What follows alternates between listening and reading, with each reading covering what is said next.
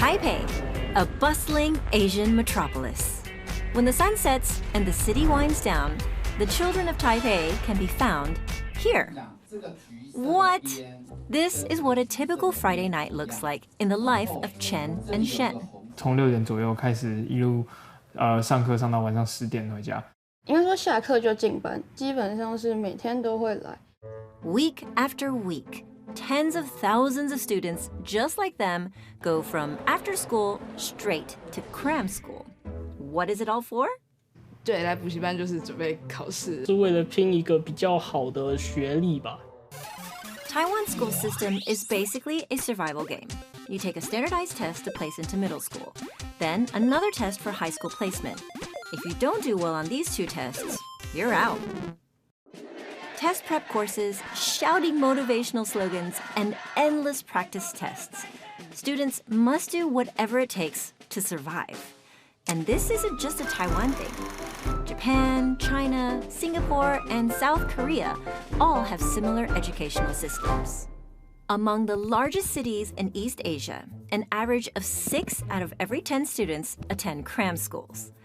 And it's not for nothing. In a 2018 PISA test, the top 3 countries in every subject were East Asian countries. And every single one of the top 10 students in the 2021 International Informatic Olympiad were all of Asian descent. Oh wait, the guy from the United States is also Asian. Never mind. They're all Asian basically. あまり驚きません。Okay, yeah. Seems right. Seems right? Yeah, obviously. So expected. If you look at only test scores, the East Asian educational system is a huge success. But it all comes at a great cost. A literally great cost. 高中的全科花到将近10万，全报的话是70、80万左右。Plus, it's not for everyone. 高一的时候有去补习，下场很惨，成绩反而退步。No. I'm sorry, no, because I was so devastated after that. I came home and I'm like, no, I don't want to leave home anymore. So, if cram schools are so expensive and not always effective, why do so many East Asian countries still swear by them? And does being good at tests really mean you'll be good at life? How does cram school culture affect society as a whole?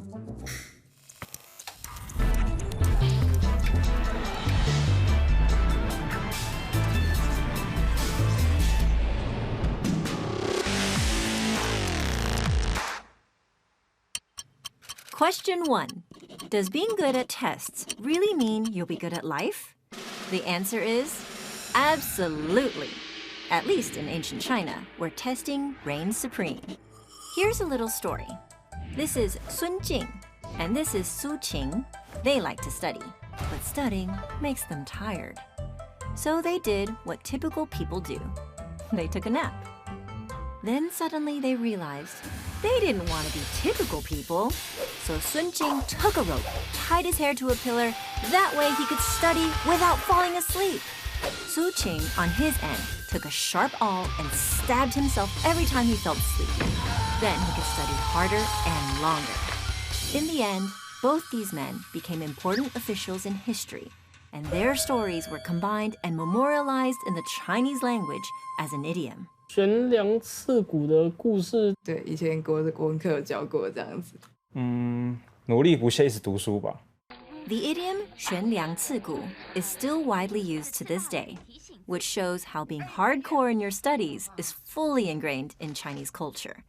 Even the emperor in those days had to show his respect towards scholars. 也就是说，在传统的一个社会里面，我们强调的就是勤学苦读。勤学苦读是一切成功的保证。And there was one test that ensured the Chinese love for studying would last thousands of years: the imperial examinations. The imperial examinations were a series of tests to select candidates for government positions. A student in the early 1600s would have to first pass a series of examinations to become a holder of a basic degree, or 秀才. That's when the real testing would begin. The 秀才 would then have to pass the provincial exam and then the metropolitan exam.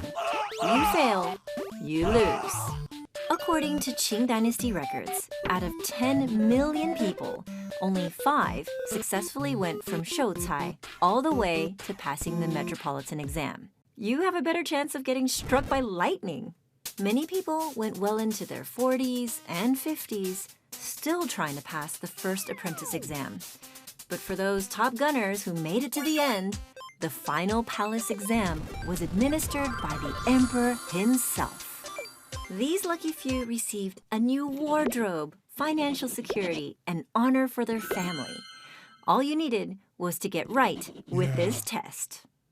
Ancient Chinese people studied hard in hopes of a better life.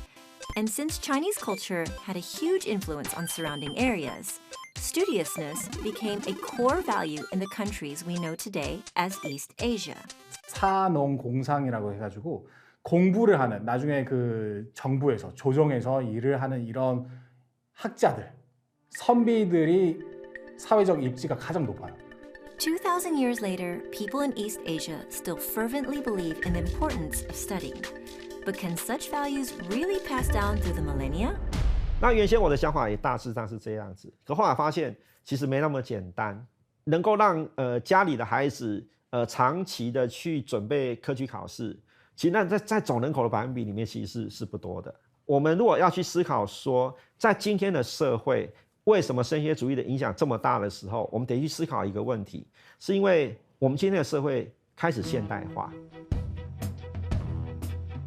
After the Second World War, several East Asian economies experienced rapid growth. Taiwan, South Korea, Hong Kong, and Singapore were known as the 4 Asian Tigers. And many well-known global brands from this region were formed during this period. In this post-war Reconstruction period, the 4 Asian Tigers dazzled the international community. And this is largely attributed to the East Asian emphasis on education. But good education wasn't enough. These countries needed a way to sift through the masses to find the leaders among them. 要走向管理决策、领导这阶层的学生，其实不需要那么多，所以他在高中的时候就筛掉一次，只有30%的可以念高中，然后高中升大学的时候再筛掉一次，那最后的胜利者呢，他就去念了大学。So if you knew there were only a few spots in the winner's circle, getting one means you're set for life. Power, money, opportunities. What would you do? You'd fight for it, and fight hard. The game is on. And the best training grounds for these little gladiators? Cram schools. Want to do well on the exams that will pretty much determine the rest of your life? Come cram with us. 大致上我们可以看到2件事情，它在交互作用。一个因素是来自于传统因素，一个因素是来自于现代化的因素。那这整个加起来呢，在学校的部分我们叫做升学主义，在社会的部分我们叫文凭主义。2,000 years of examination culture coupled with the modern need for competitiveness. Welcome to the age of Asian cram schools and credentialism. In Taiwan, you can find a convenience store on almost every block. But the reality is, there are even more cram schools than convenience stores. Meet Zhan Hao and Zhou Jie. They've been teaching at cram schools for 10几年，30年左右。 They're 2 of the most famous cram school teachers in Taiwan. 升学主义在20-30年前，我刚踏入补教界的时候是非常非常严重的，让补习班的生意是欣欣向荣。以前会有所谓的半夜要来排队，会有爸爸妈妈要代替来排队抽号码牌，因为我们一个教室的大小很大，可能离黑板太远。这里是7楼，他会这样一直排到1楼。 Parents know the power of having good credentials, and now they want their kids to understand too. They also want them to hear their wishes, so they bring various offerings, as well as their child's exam admission ticket, and they pray for the best results. Because when so much is at stake, luck plays an important role too. 我们会有一个传承的活动，上来跟每一位学长握手，把这个考试的好手气传给学弟妹。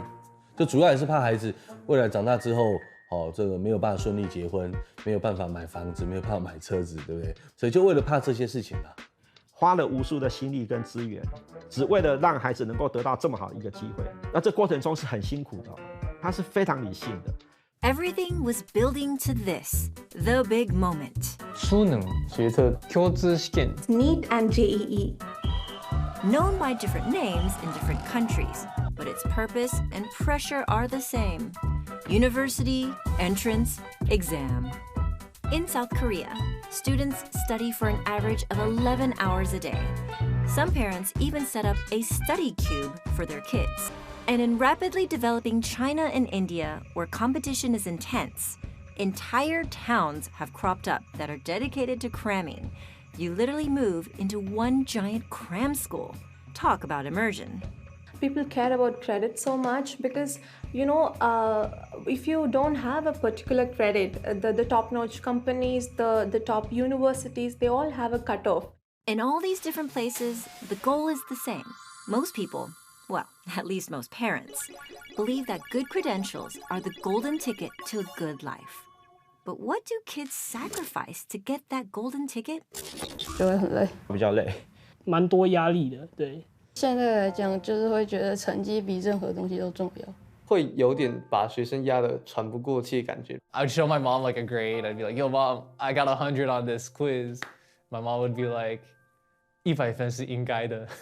We're just like, you know, in English, it's like you should be getting 100%. And I never understood that. 頭がいい人は優秀な人間。僕はなんかできない、でき損ないっていう印象もあって、塾に行かず、ずっと駅に座ってぼーっとしてたっていう時期もありました。And sometimes the pressure can even be physical. 近视就蛮多的，近视应该有8个、9个。至少10个有9个会有近视的问题，对。거의 다 그렇죠. 거의 다 10명 모두 다 그렇죠. Studies show that 80 to 90% of East Asian students have myopia, which might directly relate to the amount of time they spend studying indoors. The discontent of the youth grows just like myopia. And credentialism created generations of anxious helicopter parents and pressure-ridden myopic children. But is this focus on academics just an Asian thing? I think in Russia, students who take school very seriously do go to cram school or do have private tutors, but it's not as popular as here in Taiwan, where at least half of the students will go.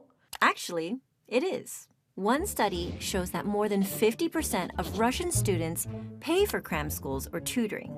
If you include free government resources, Russia actually has the world's highest rate of cram schools and tutoring, more than South Korea. Over half the countries included in the study had rates of cram school and tutoring of 50% or more. And this included countries we don't usually associate with high academic achievement.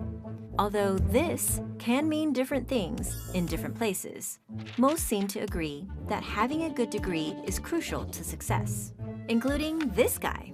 Former US President Trump is very proud of his credentials, and he wants to make sure everyone knows about it. I'm highly educated. I went to the Wharton School of Finance. I went to the Wharton School of Finance. I went to the Wharton School of Finance. I went to the Wharton School of Finance. I was a very fine student. He even found a way to weaponize credentialism. Mr. President? Did you use the word smart?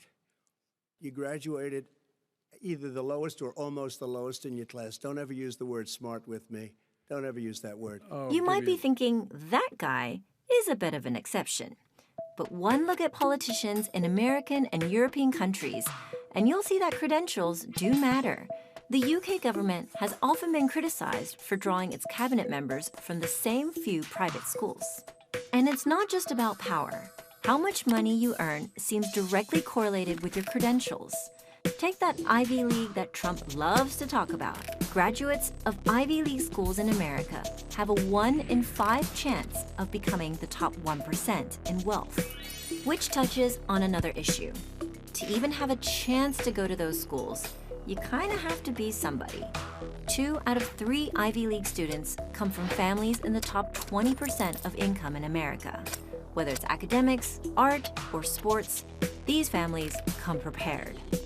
I was at a dance studio and I saw this like 6-year-old kid like doing this one thing movement over and over again. And then in the waiting room is his mom on the phone, and it looks just like the mom waiting to pick their child up from piano lessons. It's like the same image. Renowned American philosopher Michael Sandel has written on the problems of credentialism. He believes that going to a good school basically makes you a winner. You get the best teachers, mingle with other winners, and come out extremely confident. If you didn't make it into a good school, you're either not intelligent or not hardworking enough. But what if the game is rigged from the start? 我在差不多20岁的时候，开始在美国的青年监狱有一个算是兼职半当志工的一个机会。我站在他们面前，常常去反思是什么原因让同样年纪的我们，可是一个人站在这个老师的角色，然后一群人穿着受刑人的这个制服，那跟他们相处之后，我会真的很深刻的意识到，其实他们没有比我不聪明，甚至他们没有比我不努力。但是差别最大的是我们所身处环境的幸运，让我们接触到不一样的资源。In most countries, the rules of the game have become oversimplified, and getting into a good university is the only result that counts. Instead of making the world more equal and efficient, education has become a glorified measuring stick. Go to the right school, and you're a winner for life. Everyone else, better luck next time. There should be some kind of filtering for getting into something, but pressuring into the credits that you have to reach this, you have to get it, then only you be good. I don't support that. 最大的一个问题就是我们对人才的想象是非常非常的狭窄的，因为大家的价值观是完全一样的，然后我们要抹杀所有的差异。那当一个社会所有的人都在想这件事情的时候，那就是这个社会的灾难。Back in East Asia, the hometown of hard studying, countries are actually trying to change. South Korea rolled out its national online education system, EBS, which gives students who can't afford cram school an opportunity to beef up their studies. 그나마 이런 프로그램들을 통해서 되게 경쟁이 치열한 이런 사회를 좀 더 바꾸고자 좀 더 노력을 기울이는 것 같아요. 그래서 Taiwan has also seen a wave of startups in the education industry. The number of experimental education companies went from 0 to 250 in just 7 years. Many East Asian countries have been pushing education reform in recent years. They hope new curriculums will foster more diverse and self-motivated students. Of course, these reforms won't change things overnight, but at least people are aware of the problem. 学校最重要的目的就是让每个孩子的潜能发展到最好。我们有没有那种胆量去面对大家的差异，想尽办法让每个差异都能够在他的范围里面成为最好的人才。接下来的时代比较大的挑战是我们会有，这个世界会有很多新的这个变化，那新的产业的更迭，他们会遇到很多问题是过去历史上没出现过，然后只能靠他们自己去找解方的时候，怎么改变他们，让他们有那个自信跟信心去面对一个陌生的、从来没有解决过的问题，然后有信心去解决它。那我想这个是接下来我们的教育最大的挑战。As for the cram schools, although they may seem a bit extreme, it's not all dungeons and whips. You might be surprised to hear that some students actually like it. 没听懂的部分可以再听一次，我觉得是不错的。我蛮喜欢补习班这个地方的。来补习班最主要是让我可以读书。有读书的欲望。我觉得这边的老师很好玩，活泼一点的风格这样。每一次榜单都是我亲自为学生贴上去的，对，这是我最开心的一件事情。In some ways, these students are lucky to be sitting in a classroom. They come from different backgrounds, families, and schools, but at least they all have a chance to get ahead here. 我常常被问类似的问题，我希望我自己的孩子去补习吗？我希望我的孩子读这样的学校吗？我希望我的孩子怎么样吗？但我常常会先觉得问这些问题的预设是蛮有趣的，因为好像我希望我孩子怎么样，我就会让他怎么样，那个主导权好像完全是在我自己身上。但是我其实觉得这些问题终究是我们要让孩子或帮助孩子，也可以为自己去做判断、选择，跟理解的。We've talked a lot about cram school, academics, and testing. Student life is hardcore. But maybe it's time we ask the main characters of our story what they think. Being bored is kind of important, right? Yeah, I think that's a good quote. Being bored is kind of important because if I didn't have the free time being bored with my friends, then we wouldn't try to like learn something. There's like this rap show in Taiwan, you know, what's it called? MTV The Rappers, Dashi Hasadai. I want to get on that show. I think it'd be fun to be on that show. 僕はその古文漢文が一番好きな科目だったんですけれども、それも自分で勉強して自分で好きな部分を見つけて好きになったので。I love dancing. So they never told me that I can't do that because they gave me equal opportunities to do that and the studies. I understood, okay, it's not that I want to pursue in my mainstream. I want to study science because that is something always made me question things. I want to contribute to technology, so that's basically my goal. And I'm willing to do anything for that. 我晚上或是平日晚上或者假日，其实蛮多时间在算数学或是解题目这样子。数学可以说是我的兴趣，没错。The education system is an ever-changing experiment. We try to set reasonable goals and give students a good direction in life. But these goals and expectations must change with the changing times. Maybe someday, even no goal can be a good goal to work toward. Because cram school culture is not just something that's so Asian.